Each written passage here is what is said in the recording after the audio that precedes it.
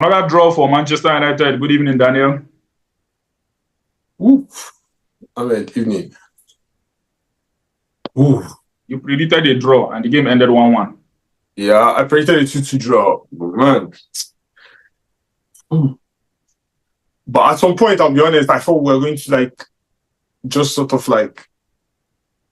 nick a second goal and then, at the end, maybe win the game by a goal, say 2-1, as the game progressed. I don't know.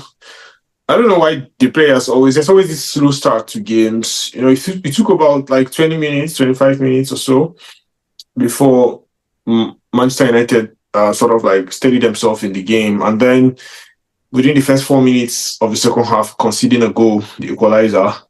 And we saw clearly, even from the first half, what these guys were always trying to do, trying to get Elinisi, the ball to Elinisi. And we all know how deadly he is. And this is the third time he's punishing us. He punished us twice at Sevilla. At Sevilla, yeah. Yeah, at Sevilla. Punished us twice. And then now again, he's punishing us. I thought they would have expected that. There was no way Rashford and Diogo should have let this guy cross the ball from where he crossed the ball, Saint Maximin. So it was shocking for me. And again, oh God, what a sham of a defender. I don't understand what really happened, because not until that mistake, Lindelof was having an excellent night. And I also think substituting him also sort of has shattered his confidence, in my opinion, because he has struggled for minutes. This season. Came back from injury now, so you don't injury. I understand, and then taking him off, because he took him off, I think, just after the mistake. I think less than 5 minutes after the goal. No. Yeah. I think he played about 10 minutes or so after the game, and then he took him out. It's after the goal, rather, and took him out. And then, I just thought it shattered his confidence. It took him out about 60, 65 minutes or thereabout. Do you think Ten Hag cares that he's a manager under pressure? Do you think he cares? Yeah. I think I can see that also. He's not ready to be anybody's friend at this juncture. Yeah, I think he has given every one of them, a level playing ground, the avenues to sort of they're going, but some of them are still struggling. The players are still struggling. But like I said again, this is not a coaching issue. This is not a player issue. It is where Manchester United is currently. It is our position. And this has been our position for the last 11 years. But we have failed to tell ourselves the truth.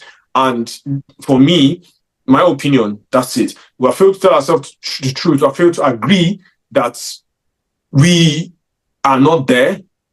We have to revert to what we should have done 11 years ago, which was agree that Safegi was gone, agree that there needs to be a proper football structure, and get a manager who is going to build the team, set up the team with a crop of young players, and even if he's not there to see it out, but set the ideology, set the culture and all that. But sadly, that hasn't been the case. We kept on, splashing money everywhere on players, trying to get marquee players in, trying to get, big name coaches in, went again for Ole, saying, oh, bring in the Fegi DNA thing.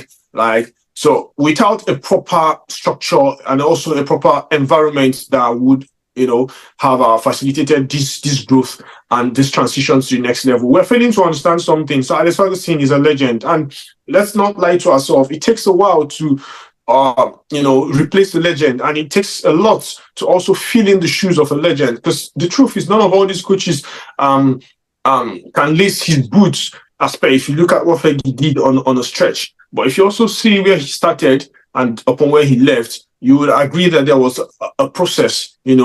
At some point he became Manchester United, sort of to a large extent calling the shots and dictating the character in the dressing room and a lot of stuff. So he's not there again.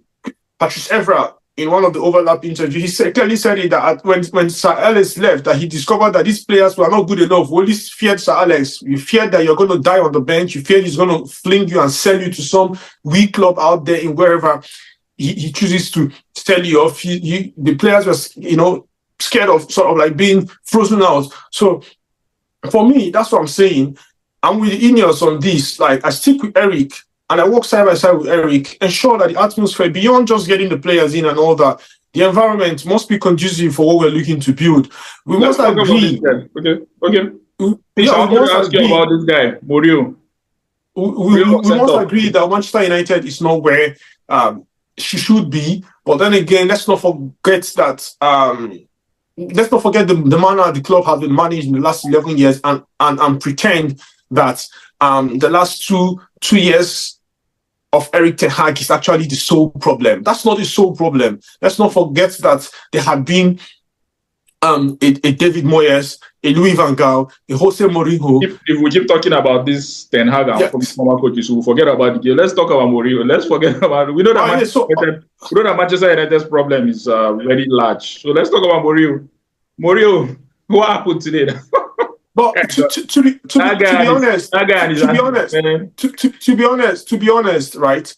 You know, I said I expected everything, you know, from yesterday when we recorded. I said it clearly that I expected everything to happen. I expected the antics on the sideline and all that. But then, to be honest, that's not a sending off. That's not a red card. And to be fair to Jose Mourinho, he only reacted because, like, that's how every manager, probably every manager on the face of the earth is going to react. Right from the first half.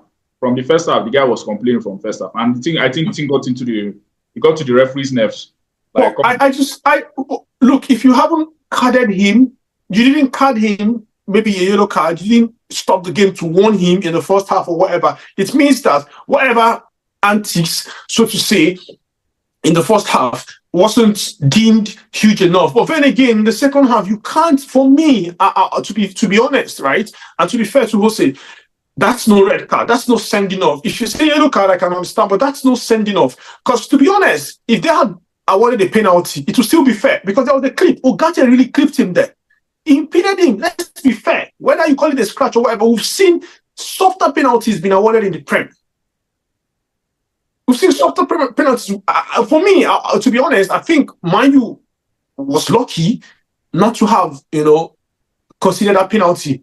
And it's like, I really don't understand why Jose was carded, to be honest, and to be fair to Jose Mourinho, I don't think he did anything. Because we saw the replay.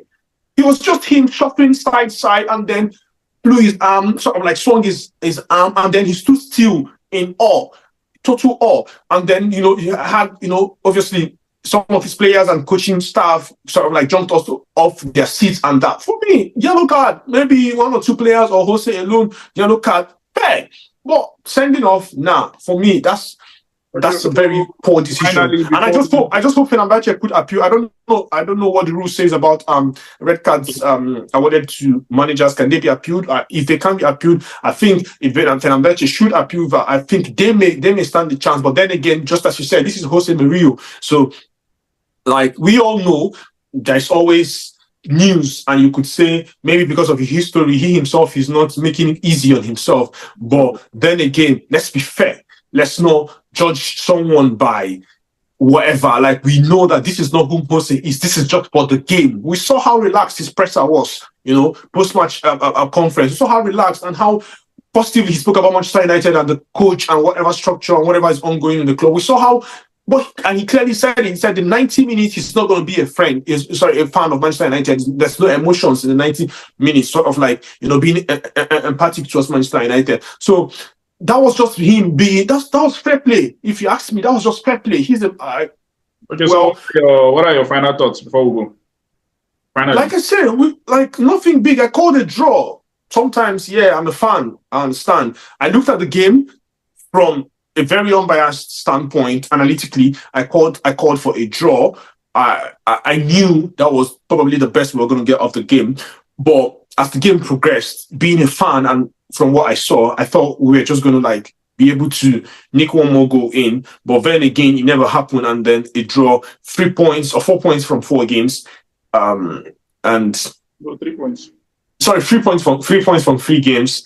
That is it. So my thoughts, nothing really has changed for me. It's still the same thing. Let's stay in there, keep building. A good thing now, we are seeing what they want to do. They are playing tighter now. The team is playing tighter. We have more of an identity now, where they know when to go to from a low block to a mid block, and when to go for a press, when to retain the ball, and sort of like, pass the ball around. And so there's that balance. Like I said, look, you just need to go 7-10 games without losing. As I said, 5 games, 7 games, 10 games without losing. In those 7-10 games, you could draw 3, win 4, or draw 4, win 3. It just builds on from there. To be honest, I really don't understand. Let me not say I don't understand. I can understand from a fan standpoint, emotions and that for those fans who are calling for the sack of Mr. Eric. But I'm looking out there. A minute to go. Yeah, people are saying Amorim. I don't think he's got the resume to fill in the Manchester United job. And we're forgetting that that's the toughest job in all of England. The eyes of the media is going to be on you every single day, every second of the clock. So for me, we're still staying with Mr. Eric. We keep building. We're seeing the team play more decent, not at what we are really expecting. We're seeing them take shape. We're seeing them become tighter and more difficult to play through, because we saw we know what we saw earlier in the season and last season also, how wide the gaps we saw in the middle of the park. But that has been narrowed, and also there's been a lot of work now, demands rather, from the wing players tucking in to help defensively and breaking off. So like, we're beginning to see that, and like I said, just make sure you don't lose. Right. The draws are terrible results, I understand, but for it's a good place to build. All right, Dan. Thank you very much for joining me. Yeah, thank you, MFI. Have a good night, man. Yeah, bless.